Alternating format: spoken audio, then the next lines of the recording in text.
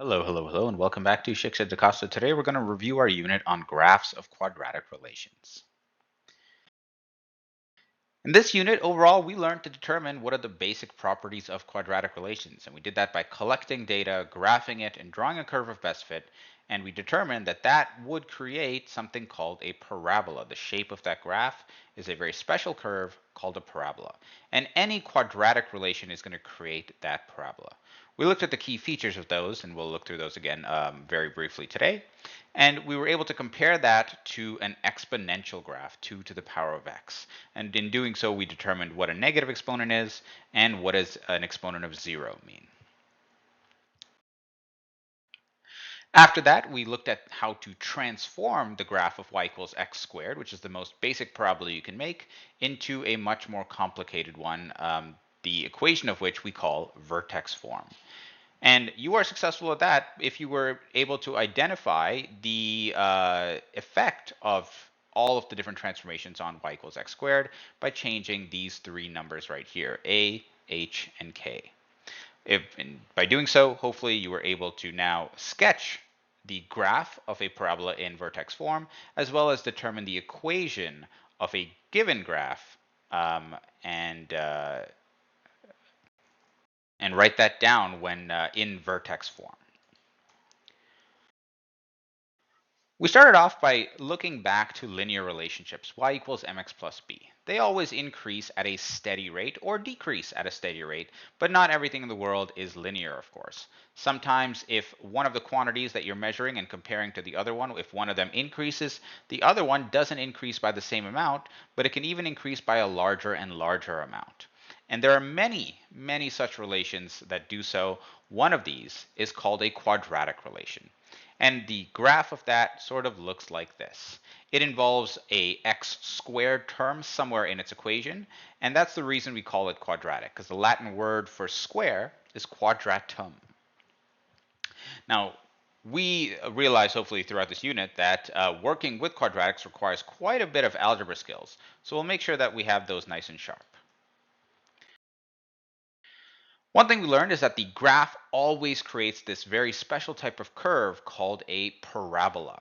And very similar to linear relations, every quadratic relation has a y-intercept. It always has to go through the y-axis because it covers every single real number from negative infinity to positive infinity for x. However, not every parabola covers all of the y values. In fact, for every parabola, there's always going to be either a minimum or a maximum value for y. Another comparison where a linear relation had constant first differences, a quadratic relation always has constant second differences. And its equation y equals ax squared plus bx plus c will always create a graph that's a parabola. And the only case it doesn't is if the value of a is 0. Another feature of the graphs of parabola is this tip right here. We call that the vertex. And that is the coordinates where the maximum or minimum value of y actually happens.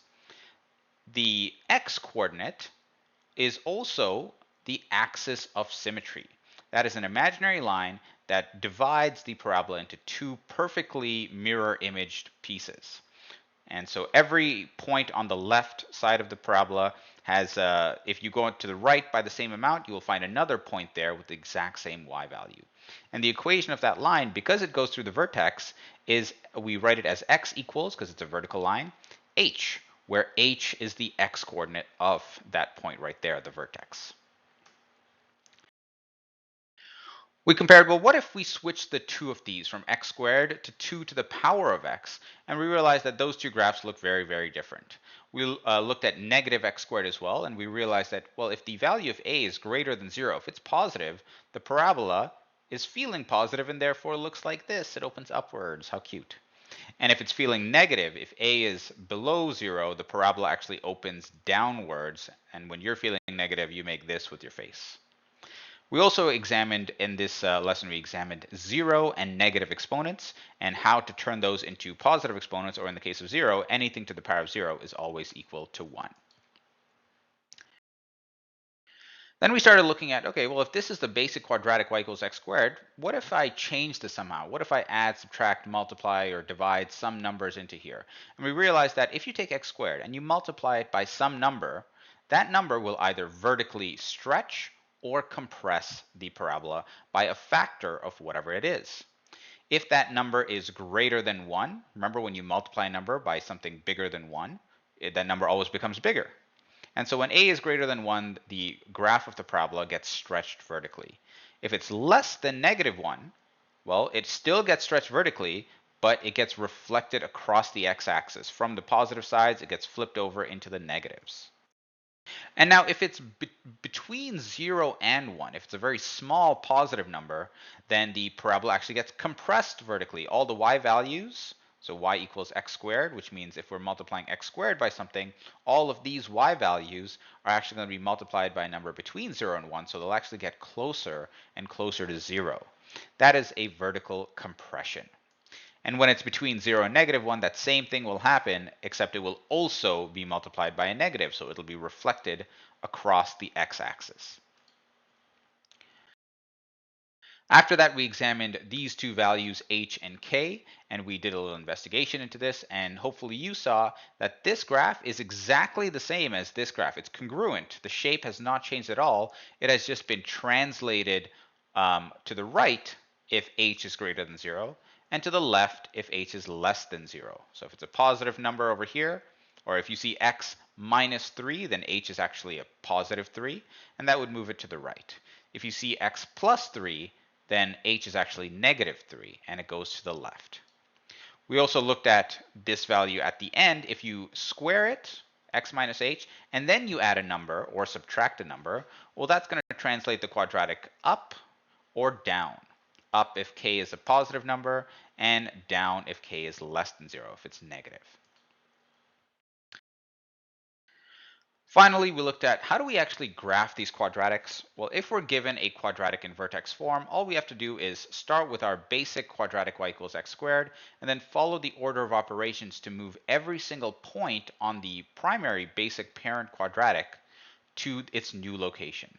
And to do that, you take the x value and you add h, and you take the y value and you multiply it by a and then add k. And these are the new coordinates of point A.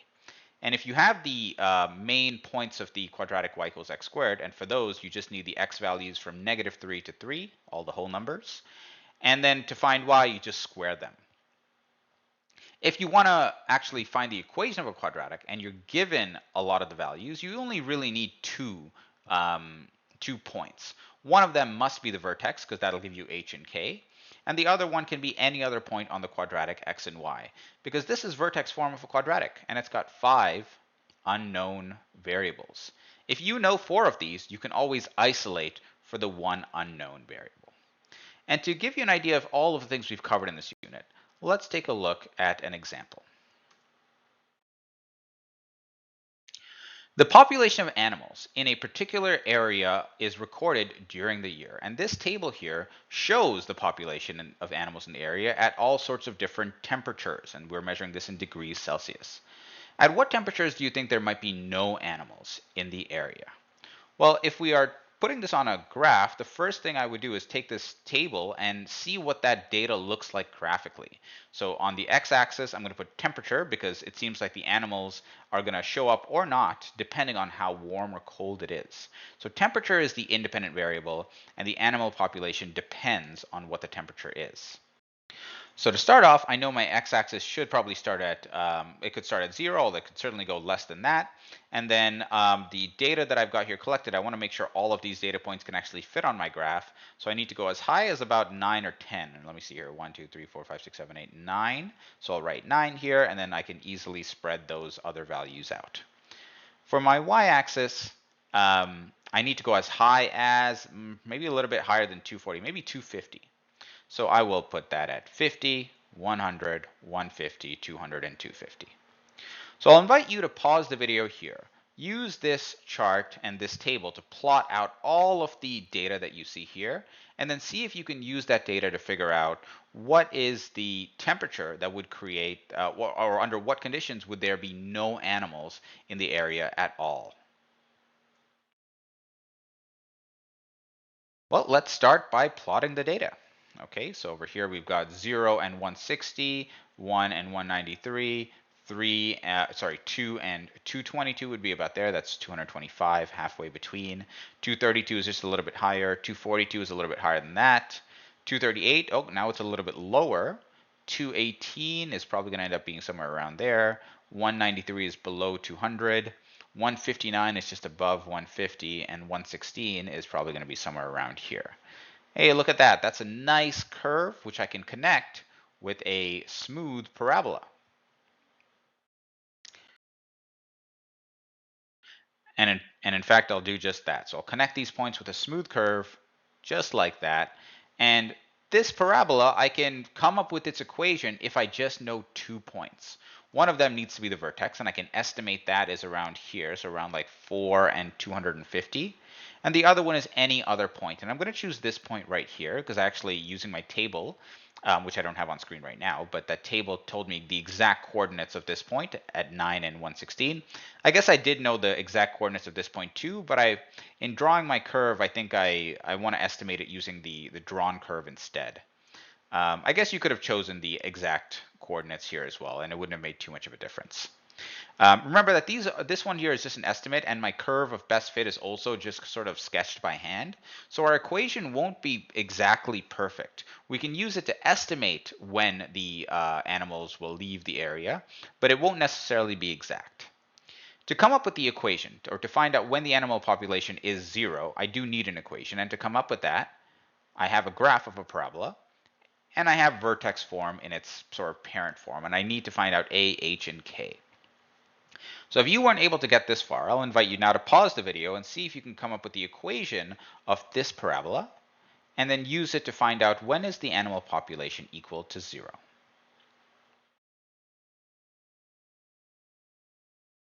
Hopefully you realize that, well, if I know H and K, that's the vertex, and if I know X and Y, those are colored coordinated for that reason, I can plug those values in, right? Y is 116. A, I don't know. X is 9 when Y is 116. H and K are 4 and 240 respectively. And now I can start to evaluate. 9 minus 4 is 5. 5 squared is 25. And now I can start to isolate A. To do that, I'm going to subtract 240 from both sides. And now I'll divide this by 25 to cancel that out. And I end up with this fraction for A, and that's okay. A is allowed to be any number, any real number, including rational numbers. So my equation is going to be P equals P for population, and I might have to say that as well.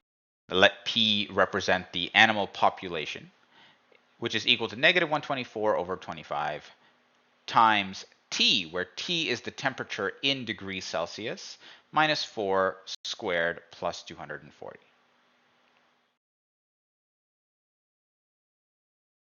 Plus 240, excuse me. Now I do know that there are going to be no animals if the population is equal to 0. And so I'm going to replace P with 0, and now I've got this equation here where I just need to find out what is the temperature. I can just solve for that unknown. And I can do that just by using my algebra skills. So I'll subtract 240 from both sides. I will divide both sides by this rational number. I will then get rid of the square by taking the square root. And then, of course, I have to take the square root on the other side as well. But one thing to keep in mind is when you are removing an exponent of 2 by taking the square root, you have to recognize that there are going to be two answers. There's a positive and a negative. And now if I add 4, I find t all isolated all by itself. So I'm going to take the positive version of the square root first, and I'm going to put all of this into my calculator all at once. And I'll invite you to pause the video here and see if you can try and do the same.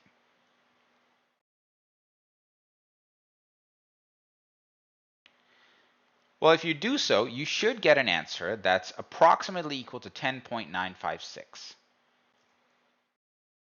And if you try it again with the negative and you add 4, you should get an answer that is negative 2.956 as well.